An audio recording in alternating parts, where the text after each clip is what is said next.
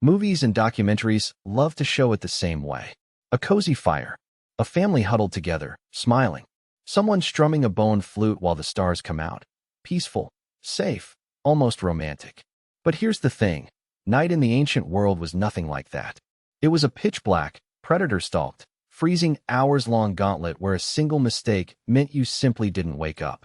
Because when the sun went down, the world didn't get quiet. It got dangerous. Cave lions hunted at night. Hyenas hunted at night. Wolves, leopards, and predators we don't even have names for anymore. They all hunted at night, and early humans had none of the advantages we take for granted now. No streetlights. No locked doors. No walls thick enough to stop a claw. All they had was fire, and fire wasn't a guarantee. It was a fragile, flickering shield that needed constant feeding, constant watching, and constant fear that it might go out at exactly the wrong moment. So somebody always had to stay awake. Groups didn't just collapse into a pile and hope for the best. They rotated.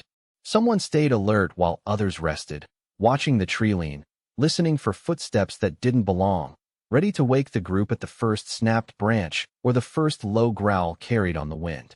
This wasn't optional. This was survival infrastructure, and a group without a proper watch was a group that didn't last long.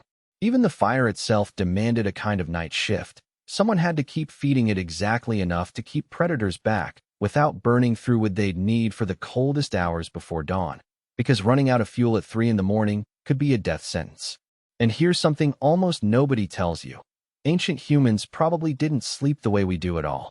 Researchers studying pre-industrial and hunter-gatherer sleep patterns point to something called segmented sleep, a first sleep, then an hour or two of quiet waking activity in the dead of night, then a second sleep before dawn.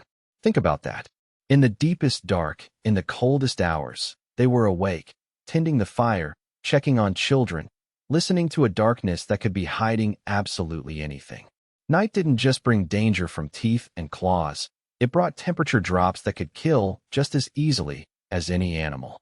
Ice Age nights could plunge far below freezing, and hypothermia doesn't announce itself. It creeps in quietly, slows the mind, convinces you to stop fighting it, convinces you just to rest for a moment.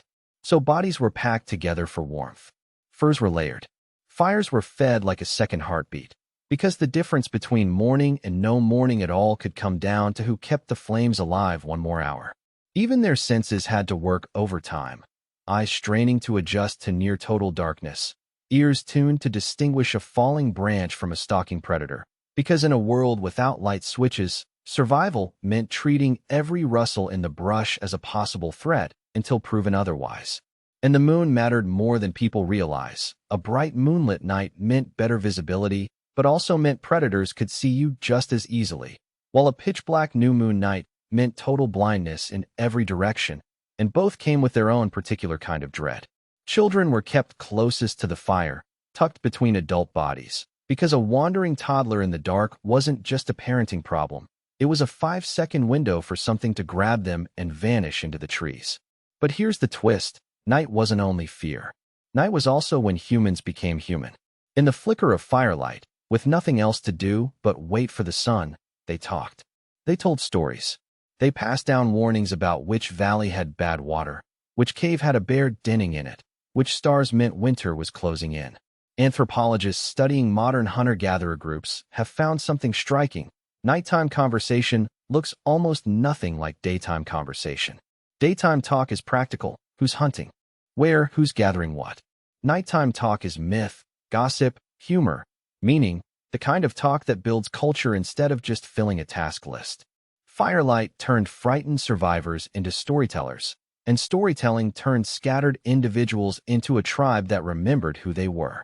Some researchers even argue this nightly ritual, gathered around flame, forced into stillness, unable to work or hunt, may have been one of the very engines that pushed human language and imagination forward. Because when your body has to rest but your mind is still wide awake with adrenaline, you fill that space with words instead of actions. And so every single night played out as this strange, layered contradiction, absolute terror running alongside genuine connection, predators pacing the tree line while children fell asleep to a story, hypothermia creeping toward the unwatched limb while someone across the fire laughed at a joke that had been told 100 times before. So no, nighttime for ancient humans wasn't a peaceful campfire scene lifted from a kid's movie. It was rotating watches. It was segmented sleep stolen in fragments. It was predators circling just past the firelight and cold, trying to finish what the animals couldn't. And somehow, in the middle of all of that fear, it's also when we started becoming who we are, the species that huddles together in the dark and tells stories to survive it.